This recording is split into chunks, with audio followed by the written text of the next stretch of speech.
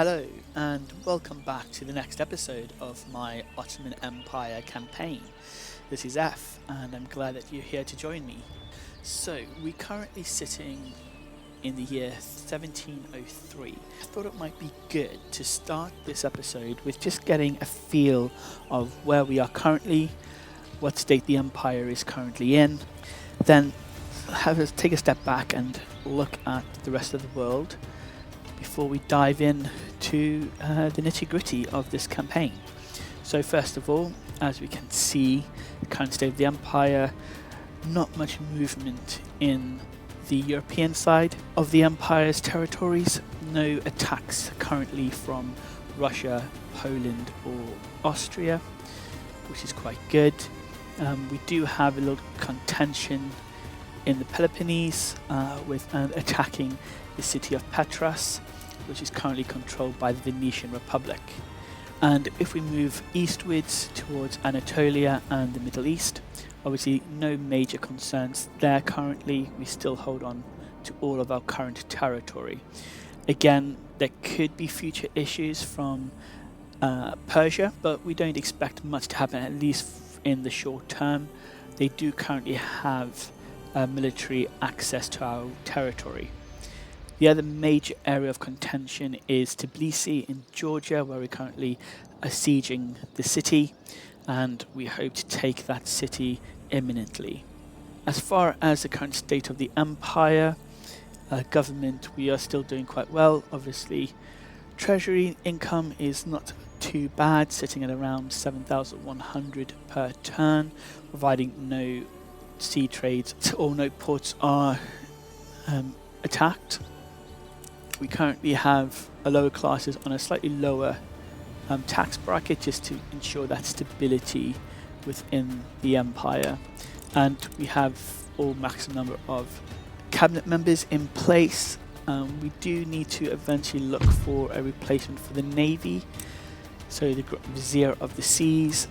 We're not big on our navy at this present time, which is fine, so we're not in too much of a rush to replace them.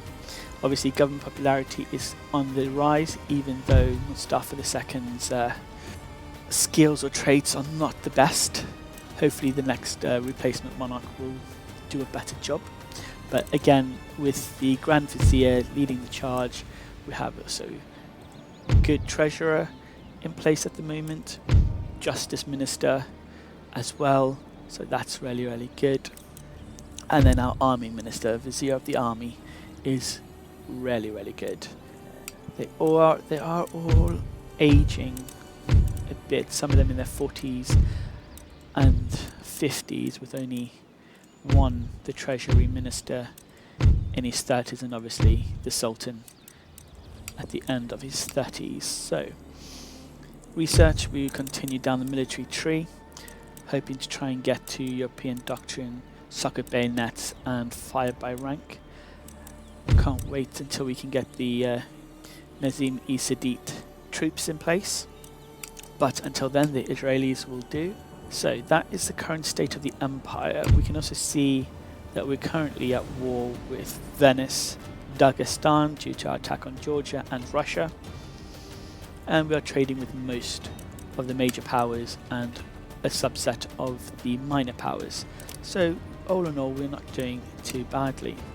Next off, I would like to see what the current state of the world is looking like. So if we go to the Indian subcontinent, we can see that the cities of Hyderabad, Ahmednagar and Nagpur have fallen to the Maratha Confederacy and have really shaken the world of the Mughal Empire. I think yes, the Mughal Empire have become a republic, so the Sultan has been overthrown and they're now operating as a republic. Hopefully that will forestall their demise. And going on from there, if we look at the Persians, they still hold most of their original territory. As I said, the Persians do have access to our land, so we have a scouting party on military training near the village of Kars. So we'll make sure that we keep our eye on them. Probably need to send in the Hashashin from Georgia in due course Dermat Baghdadi to just keep an eye on them, make sure they don't cause us any problems. It is a small army for the time being. They do have a few additional troops near the borderlands. So that's something we'll definitely keep our eye on. Obviously, if we can take Georgia, I'm still not sure if we'll keep the school or not. In the short term, we could keep the school and just start pushing through the technology tree as much as we can. Russia is yet to make a move down to the Crimean Khanate's territory, so we'll have to keep an eye on them and make sure that we can prop up the Khanate for as long as possible. If they are wiped out, we'll have to then seize the territory for ourselves, just to ensure that the Russian Empire does not get a Black Sea port. We cannot have them sending military vessels through the straits, and that will put Istanbul at risk of an invasion, as well, and just solidify their control in this region. Now, regarding the wider infidels of Europe, so we have received word from merchants that there are quite a few ongoing battles between some of the major powers in Central and Eastern Europe. The Prussians have taken Dresden and taken over Saxony, and they've also taken Gdansk from the Polish Commonwealth, and they are also currently at war with the Austrian Empire. So for the time being, the Austrians are on a two-front war with the Polish and the Prussians. So we could open up a third front, and we could easily take up the southern regions, Transylvania, Hungary, Croatia, but we just don't currently have enough of the resources to do that. I mean, our ultimate goal will be to try and knock out Venice, because they're going to be a big thorn in the side, especially with their navy. Even if we take Patras in Morea, some things that I have been considering, or short to medium term, let's say, is what we will do about this. So we do expect Austria at some point to launch an invasion of either Serbia or Bosnia, most likely Serbia.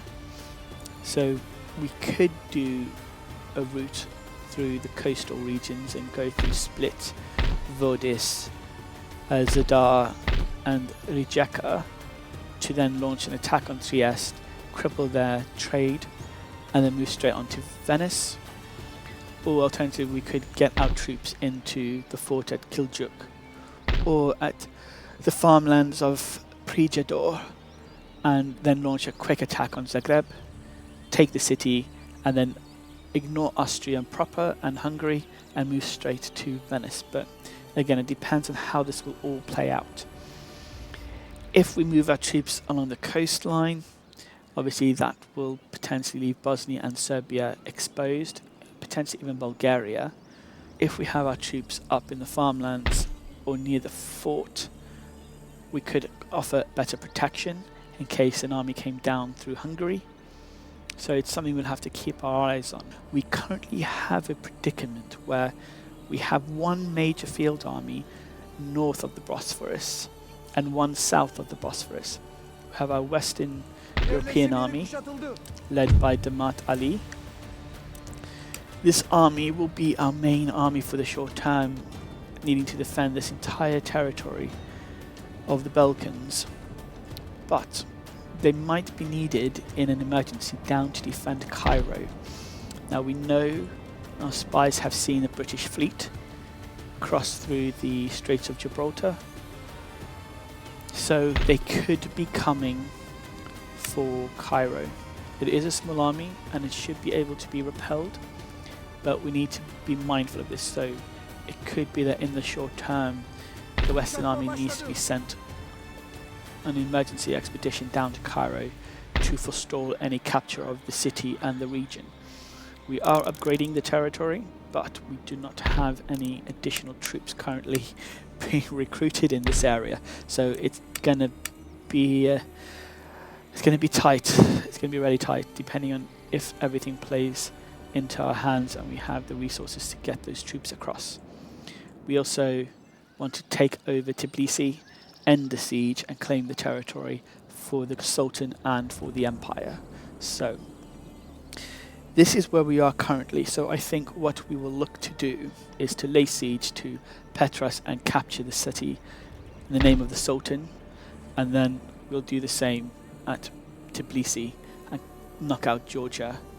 That will give us an additional school, which we can start looking to expand our technological expertise, because that is something that we don't want to fall behind on.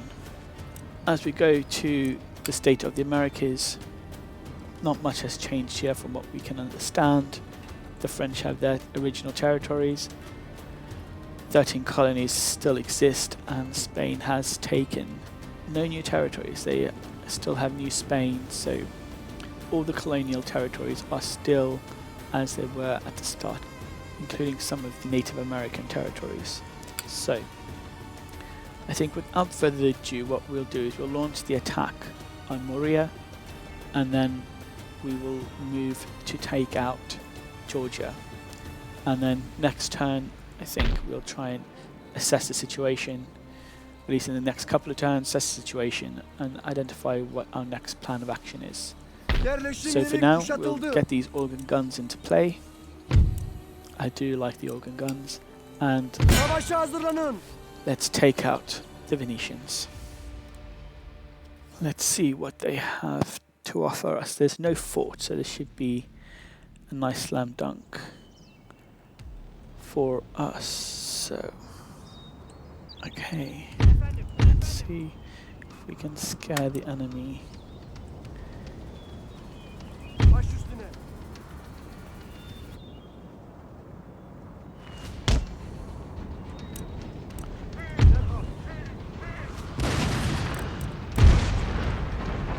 There goes the organ guns.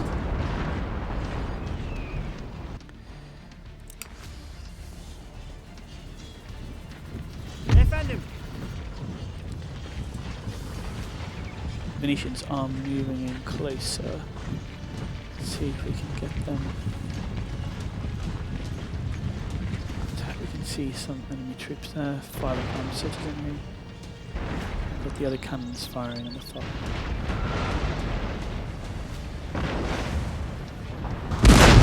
Whoa, there we go.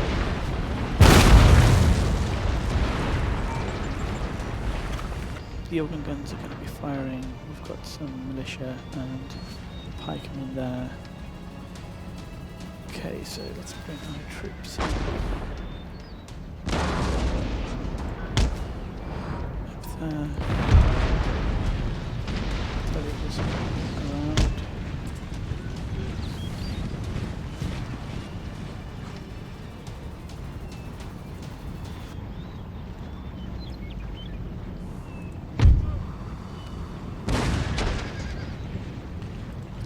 Change tactic.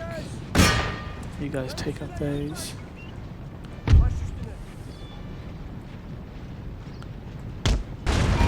Barrage here for the just 5 minutes, and they are waiting.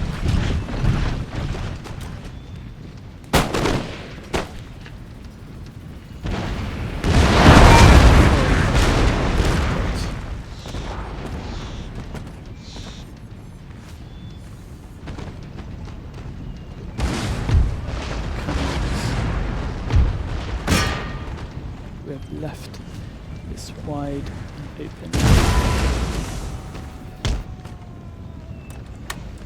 Let's get up the tree. The pikemen are wavering.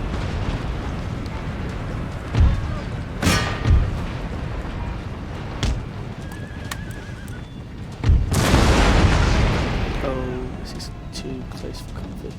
Okay, they're wavering, that's fine. Okay, I think we've lost a unit there on friendly fire.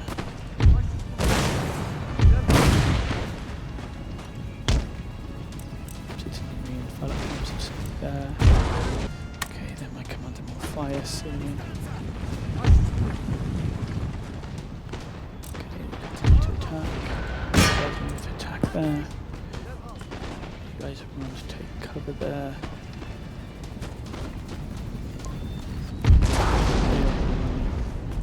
So, take this back. Deadly horseman in.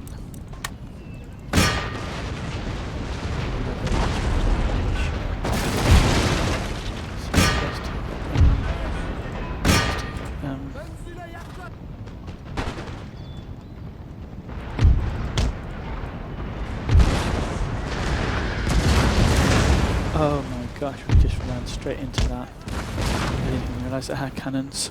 Missed that.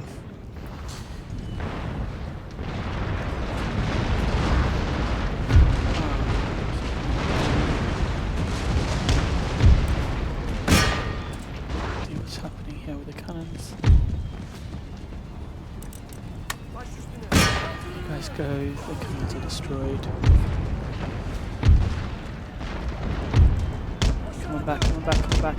No, come on, do not get killed. Come on guys, do not get killed. I've lost one horse unit.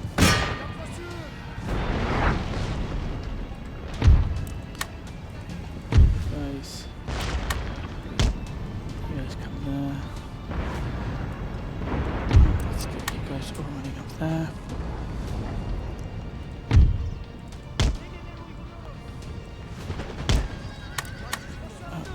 Oh, it's under attack there, that were too close. Come on guys, get out of there. Left them there too long.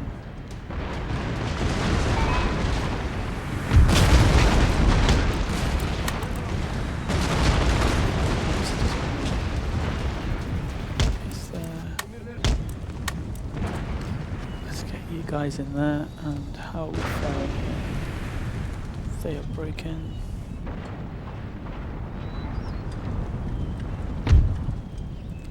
Bring you back. Move these Israelis back. Fight that unit. You two come up here.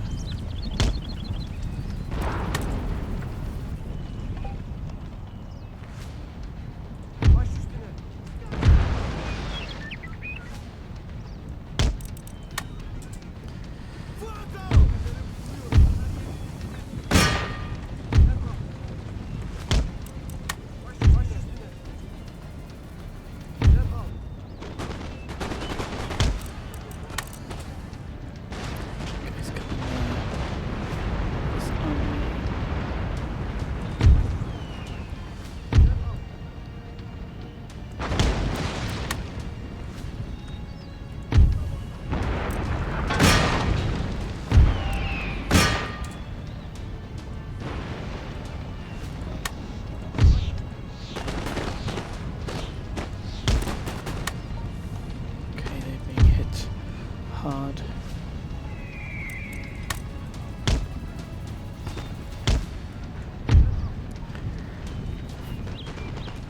Let's fire on them.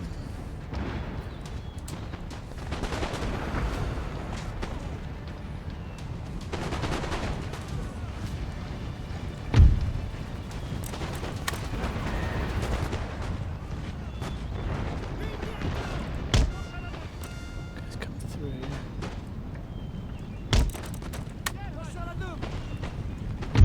They are routing, so let's take the cannons. Let's turn them off so there's no friendly fire.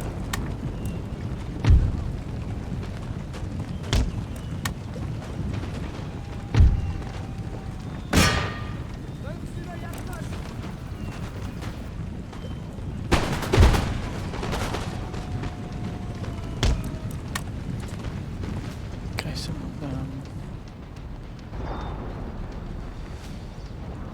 There is still fire here. Two of these fight armed citizenry. Fire. Move them back.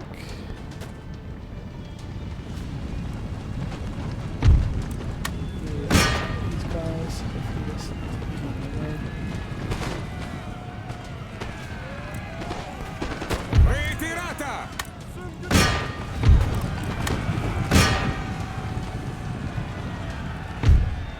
General Air, can take out some of these guys. You seize the city.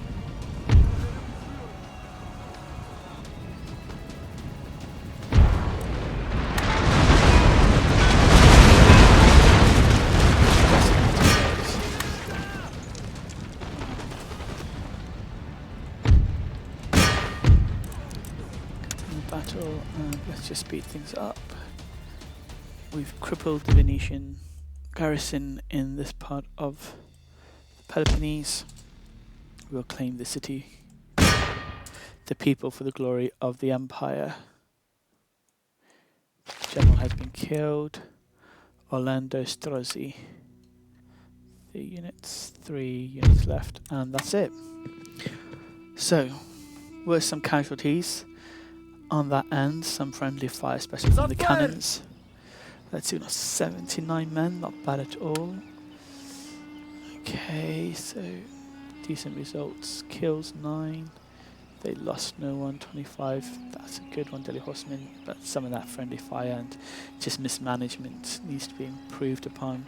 Good exchange there, and yeah, really good exchange overall. So they lost 700 men. They had 73 men remaining. So victory for us. We'll repair that next turn. 69, we'll keep that up because we have enough troops in there, at least until next turn. So we've captured Morea. Okay, we're at that time of the video where we will end the current episode here. Thanks very much for watching.